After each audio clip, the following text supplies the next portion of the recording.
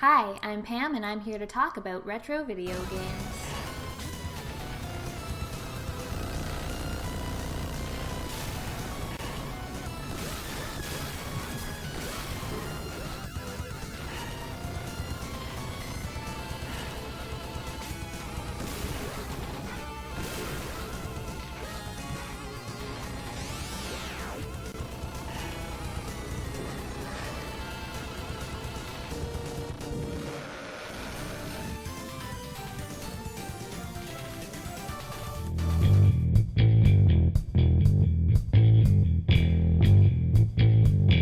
Today's review is on a run and gun that was the Cartridge Club's Game of the Month for December. If you're unfamiliar with the Cartridge Club, there's a link in the description below and you can check them out.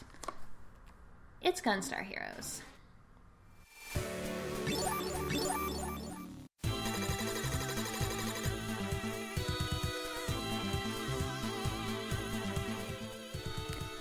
Gunstar Heroes was developed by Treasure and released for the Sega Genesis in 1993. It's a run-and-gun, side-scrolling shooter. In it, you play as one of the Gunstar twins, protector of the planet Gunstar, who has to save the planet from Colonel Red, who has stolen the mystical gems which do something bad? Release a killer robot, I think? It doesn't matter. The game's not really about the story. This game is a lot of fun to play, both solo and co-op. It offers the player a lot of choice, whether it's in attack style, weapon combinations, or the order you choose to attack each level.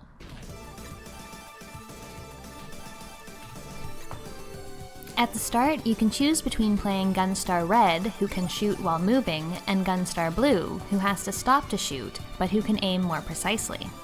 Since this is a run and gun, Red seems like the obvious choice, though the playstyle can be annoying at certain points, like trying to aim while sliding down a hill, or in the minecart level. There are also 4 different weapons to choose from, such as Lightning, which shoots a stream of electricity, and Chaser, which auto-targets enemies. The thing that makes gameplay interesting is that you can combine 2 weapons together to customize your attacks. My personal favorite was Chaser and Force, which gave a powerful homing beam of death. In addition to the weapons, you can also do things like slides, throws, and jump off walls in order to aid you in combat.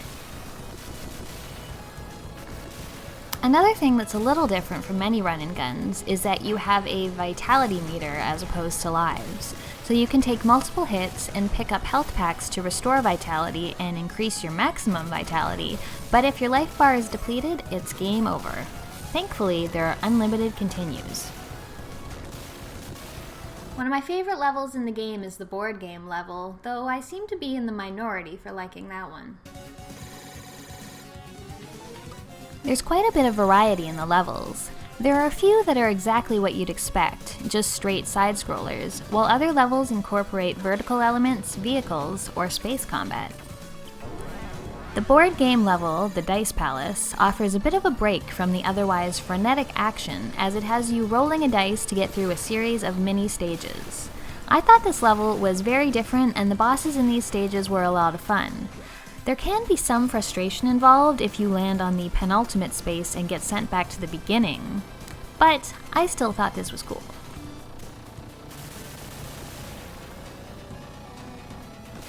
One of the most interesting and difficult levels is the underground mine.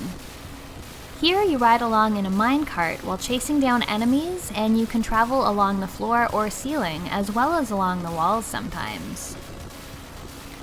Switching from floor to ceiling in order to avoid enemies' attacks is what makes this level particularly fun. If I had to list a negative thing about Gunstar Heroes, it would be the difficulty curve. It doesn't get progressively harder as the game goes on, rather it just spikes up and down all over the place. The boss fights could be quite challenging, while the levels themselves could be super easy. There were many parts where the chaser gun would get you through all enemies so easily, and some mini-bosses died before they even had a chance to attack, at least on the lower difficulty levels. Then, I'd get to the next boss and it would kick my ass. This made it hard to pick the correct difficulty to play on, since the challenge spiked and dipped so often. Technically, the game performs great. There's often a ton of stuff going on screen, and I experience no slowdown. The game also looks and sounds good, and the developers made good use of the Genesis sound capabilities. Gunstar Heroes is a fun run-and-gun that offers a lot of variety in levels, boss fights, and attacks, and it's fun to play with a friend or alone. If you're looking to pick up a copy for yourself, it currently price starts for around $80 in the box.